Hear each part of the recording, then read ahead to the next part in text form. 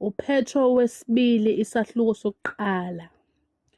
USimiyoni uPetru, inceku nomphostoli kaJesu Kristu, kubo abazuzile ukukholwa okuyigugu ngokufana nokwethu ngokulunga kukaNkulunkulu wethu noMsindisi uJesu Kristu. Makwandiswe kini umusa nokuthula ngokumazi uNkulunkulu noJesu iNkosi yethu. Njengokuba amandla akhe obuNkulunkulu esinikile konke okuqondene nokuphila nokumesaba uNkulunkulu ngokumazi yena owasibiza ngenkazimulo nobuhle bakhe, esiphiwe ngakho izethembiso eziyigugu nezikhulukazi, ukuze ngazo nibe ngabahlanganyeli nesimo sobuNkulunkulu, nibalekele ukubhubha okusezweni ngezinkanuko. Ngalokho nengezela inkuthalo yonke, nelekele ubuhle ebukholweni, nasebuhleni ukwazi, nasekwazini ukuzithiba, nasekuzithibeni ukukhuthazela, nasekukhuthazeleni ukumesaba uNkulunkulu, nasekumesabeni uNkulunkulu ukuthanda abazalwane, nasekuthandeni abazalwane uthando. Ngokuba uma lezo zinto zikhona kini zivama, ziyanenza ningabi ngabavilaphayo nabangenazithelo ekwazini iNkosi yethu uJesu Kristu. Ngokuba okungekho kuye lezo zinto uyimpumputhe ebonakala ufifi, ekhohliwe ukuhlanjululwa ezonweni zakhe zokuqala. Ngakho-ke, bazalwane, khuthalelani kakhulu ukwenza ukuqiniseka, ukubizwa nokukhethwa kwenu. Ngokuba uma nenza lokho anisoze nakhubeka. Ngokuba ngokwenza njalo niyakuphiwa ngokwengcebo ukungena embusweni waphakade weNkosi yethu noMsindisi uJesu Kristu. Ngakho-ke niyakuba yilokhu nginikhumbuza njalo ngalezo zinto, nakuba nizazi, nime niqinile eqinisweni elikhona. Ngithi kufanele nxa ngisekhona kuleli dokodo nginivuse ngokunikhumbuza. Ngazi ukuthi kuseduze ukususwa kwedokodo lami, njengalokho neNkosi yethu uJesu Kristu yangitshengisa. Kepha ngizakukhuthalela ukuba ngezikhathi zonke emva kokumuka kwami nisale nizikhumbule lezo zinto. Ngokuba sasingalandeli izinganekwane zobuqili, lapho sanazisa amandla nokufika kweNkosi yethu uJesu Kristu, kodwa sasingababonayo amandla obukhosi bakhe.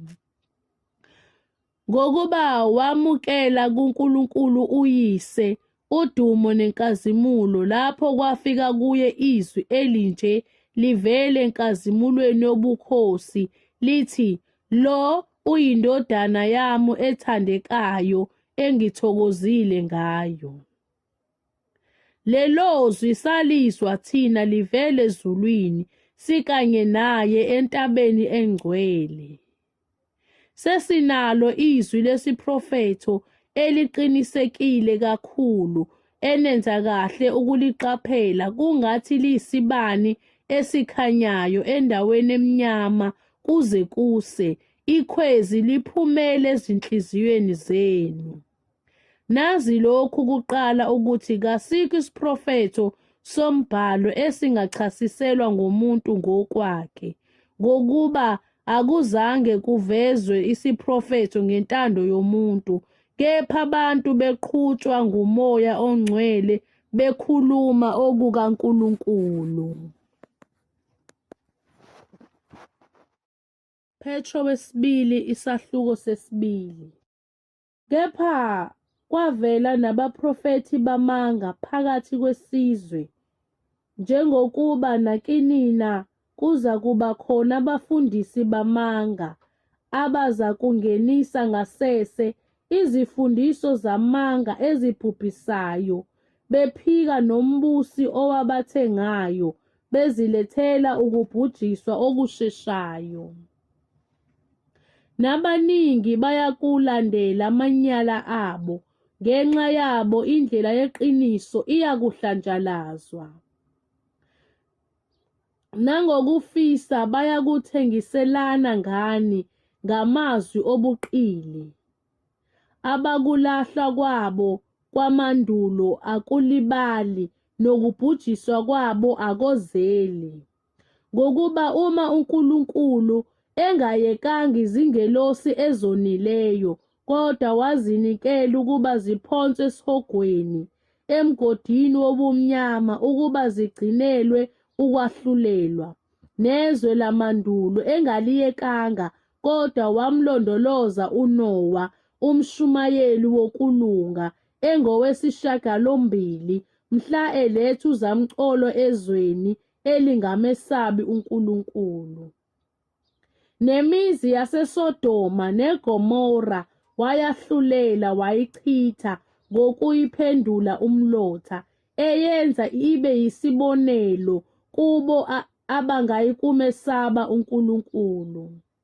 Nolothi olungileyo ehlushwa ngokuhamba ngamanyala kwabangenamthetho wamhlangulisa, ngokuba ngokubona nangokuzwa lona olungileyo ehlala phakathi kwabo wezisa ubuhlungu umphefumulo wakhe olungileyo imihla ngemihla ngenxa yezenzo ezingenamthetho.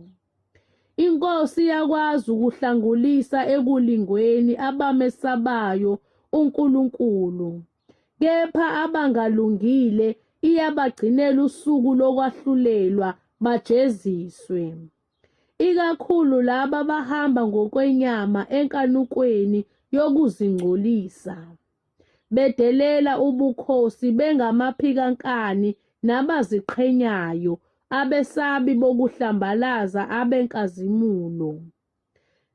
Kanti izingelosi, nokuba zizinkulu ngobuqhwaga namandla, azibamangaleli ngenhlamba phambi kweNkosi. Kepha labo behlambalaza benjengezidalwa ezingenangqondo ngemvelo, zizalelwe ukubanjwa nokubhujiswa, nabo bazakubhujiswa ekubhujisweni kwazo, behlambalaza abangakwaziyo. Bamukela umvuzo wokungalungi labo bathi ukutamasa emini kungukujabula. Bayazisihla nezinsolo, bezitika ekukhohliseni kwabo bedla nani. Benamehlo agcwele ukuphinga nangayeki izono, beyenga imiphefumulo engaqinile, benezinhliziyo ejwayele ukufisa abantwana bokuqalekiswa. Beshiya indlela eqondileyo beduka, belandela indlela kaBhalami kaBheyori owathanda umvuzo wokungalungi. Kepha waba nokusolwa ngenxa yokweqa kwakhe umthetho. Imbongolo eyisimungulu yakhuluma ngezwi lomuntu, yanqabela ukuhlanya komprofethi. Labo bayimithombo engenamanzi, nezinkungu eziqhutshwa yisiphepho, abagcinelwe ubumnyama bobumnyama, ngokuba bekhuluma uwangala amazwi ayize. Babayenga ngezinkanuko zenyama nangamanyala labo abasaphephayo abahamba ngokuduka. Bathembisa inkululeko, kanti bona uqobo lwabo bayizigqila zokubhubha, ngokuba lokhu umuntu ahlulwa yikho uyisigqila sakho, ngokuba uma bebuye bahilelwe behlulwe yikho, sebebelekele ukungcola kwezwe, ngokuyazi iNkosi noMsindisi uJesu Kristu. khona ukugcina kwabo kubi kunokuqala, ngokuba ngakwaba ngcono kubo ukuba babengayazanga indlela yokulunga kunokuba kuthi sebeyazile bafulathele umyalo ongcwele ababewunikeziwe. Kubehlele njengokwesaga esiqinisileyo esithi inja yabuyela ebuhlanzweni bayo, nokuthi ingulube igezwe qede yaphindela ukuzibhixa odakeni. Petro II, isahluko sesithathu.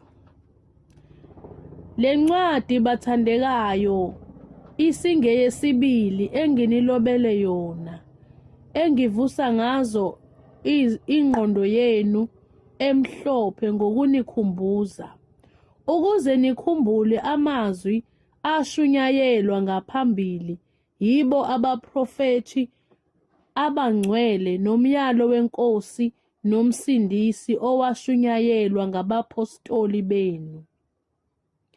Nazi kuqala lokhu ukuthi ngezinsuku zokugcina kuyakufika abahleki abahleka usulu, behamba ngezinkanuko zabo, bethi, siphi isithembiso sokufika kwakhe na? Ngokuba kuselokhu obaba balala, konke kumi kunjalo, njengokwasekuqaleni kokudalwa. Ngokuba bethanda ukukhohlwa lokhu ukuthi kwaphakade izulu lalikhona, kanye nomhlaba owavela emanzini nangawo amanzi, umi ngezwi likaNkulunkulu. Okwathi ngawo izwe elalikhona labhubha ngokukhukhula kwamanzi. Kepha izulu nomhlaba okukhona manje kubekelelwe umlilo ngalo lona lelizwi, kulindele usuku lokwahlulela nolokubhubha kwabantu abangamesabi uNkulunkulu. Kodwa bathandekayo, maningakhohlwa lento inye yokuthi kuyo iNkosi usuku lunye lunjengeminyaka eyinkulungwane, nokuthi iminyaka eyinkulungwane injengosuku lunye. INkosi ayilibali ngesithembiso sayo, njengalokhu abanye bathi kungukulibala, kepha iyanibekezelela, ingathandi ukuba kubhubhe namunye, kodwa ukuba bonke beze ekuphendukeni. Kepha usuku lweNkosi liyakufika njengesela, mhla amazulu eyakudlula ngokuhlokoma, kuyakusha konke kubhidlike, nomhlaba nemisebenzi yabo kuyakusha. Njengokuba konke kuyakubhidlika kanjalo, kumele ukuba nibe ngabantu abanjani ekuhambeni okungcwele nasekumesabeni uNkulunkulu. Nibheka nilangazelela ukufika kosuku lukaNkulunkulu ayakubhidlika ngalo amazulu ashe, konke kushe kuncibilike na? Kepha siyalindela ngesithembiso sakhe amazulu amasha nomhlaba omusha okukhona kuwo ukulunga. Ngakho bathandekayo, lokhu nibheka lezo zinto, khuthalelani ukuba nifunyanwe ninokuthula, ningenabala, ningenacala kuye. Nithi ukubekezela kweNkosi yethu kungukusindiswa, njengalokho nomzalwane wethu othandekayo uPawulu wanilobela njengokuhlakanipha ayekuphiwe, njengalokhu nasezincwadini zonke ekhuluma kuzo lezo zinto, okukhona kuzo okunye okulukhuni ukuzwisiswa, okuthi abangafundile nabangaqinile bakuhlakanezele, njengalokhu benze njalo nangezinye izincwadi, kube ngukubhujiswa kwabo. Ngakho bathandekayo, njengokuba nazi lokhu ngaphambili, xwayani ukuze ningadukiswa ngokukhohlisa kwabangenamthetho niwe ekuqineni kwenu, kepha khulani emseni nasekwazini iNkosi noMsindisi wethu uJesu Kristu. Inkazimulo mayibe kuye namanje nakuze kube lusuku lwaphakade.